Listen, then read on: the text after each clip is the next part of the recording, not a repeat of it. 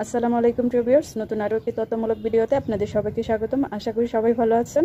আজকের ভিডিওতে দুটো বিষয় নিয়ে আলোচনা করব। প্রথম যে বিষয়টা সেটা হচ্ছে যে অনেকে বলতেছে যে 80% লোকই ভিসা পাবে না, তার কি কারণ। আর দ্বিতীয় যে বিষয়টা সেটা হচ্ছে যে যারা এখন পর্যন্ত পাসপোর্ট রিটার্ন আনেন নাই তাদের জন্য সামনে কি বিপদ অপেক্ষা করতেছে।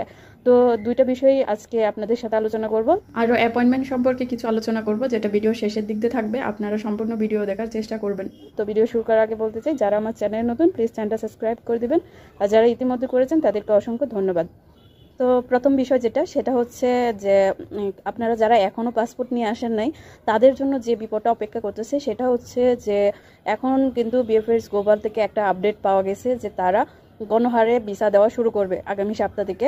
তো গণহারে যেমন তারা ভিসা দিবে, তেমনি গণহারে তারা বলছে যে একটা সিদ্ধান্ত নেবে যে এই পাসপোর্টগুলোর সম্পর্কে, আর যারা ফেক নুলুস্তা জমা দিছে বা তাদের কি ভিসা হবে কিনা, যাদের সাদা পাসপোর্ট রিটার্ন পেয়েছে সেই বিষয়ে।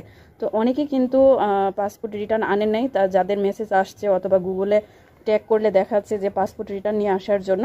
তো তাদের যে বিপদটা হবে সেটা হচ্ছে যাদেরকে পাসপোর্ট রিটার্ন দেওয়া হচ্ছে এম্বাসি থেকে তাদের কিন্তু একটা তালিকা তৈরি হয়েছে, তাই না? তাদের কিন্তু একটা হিসাব আছে যে আমরা অতগুলো পাসপোর্ট রিটার্ন করেছি, কিন্তু তাদের কোনো ফয়সালা এখন পর্যন্ত হয় নাই।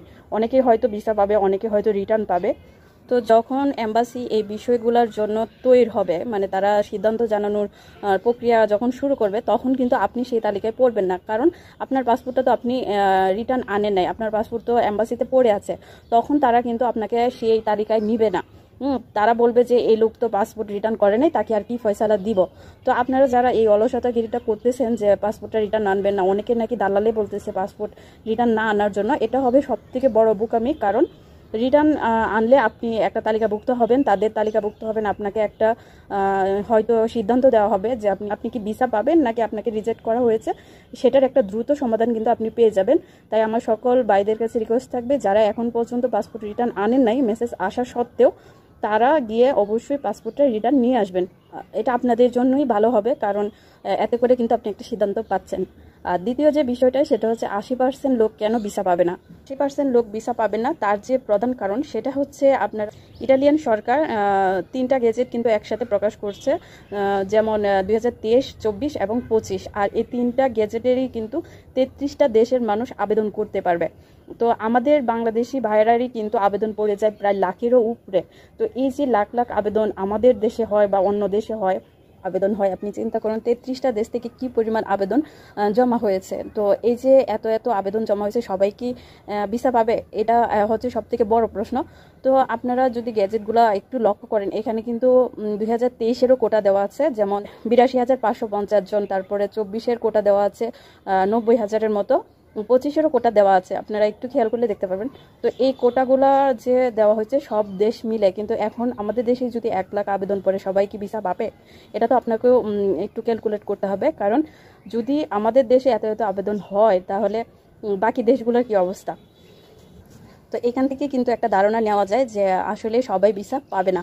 এখানে আমার কারো মন খারাপ করার উদ্দেশ্য নয়, আমি শুধু ইনফরমেশনটা দিচ্ছি যে কেন 80% লোক ভিসা পাবে না। এখন বলতে পারেন যে আমার নলেজটা তো সঠিক, আমার লোক সঠিক বা আমার মালিক সঠিক, তাহলে আমি কি ভিসা পাবো না? অবশ্যই আপনি ভিসা পাবেন।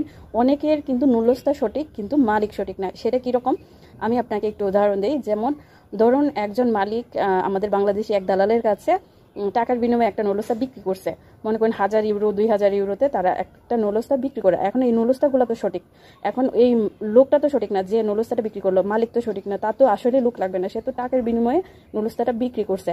তো এম্বাসি থেকে যখন ওই মালিকের সাথে যোগাযোগ করা হচ্ছে আপনার জন্য, মনে করেন আপনাকে আপনার নলস্তা অনুযায়ী যখন ওই মালিকের সাথে যোগাযোগ করা হচ্ছে, তখন ওই মালিক বলতেছে যে আমার লোক লাগবে না, আমি এখন আপাতত লোক আনতে চাচ্ছি না। কারণ হিসেবে তারা দেখাচ্ছে যে এখন শীতকাল, এখন তাদের লোক লাগবে না।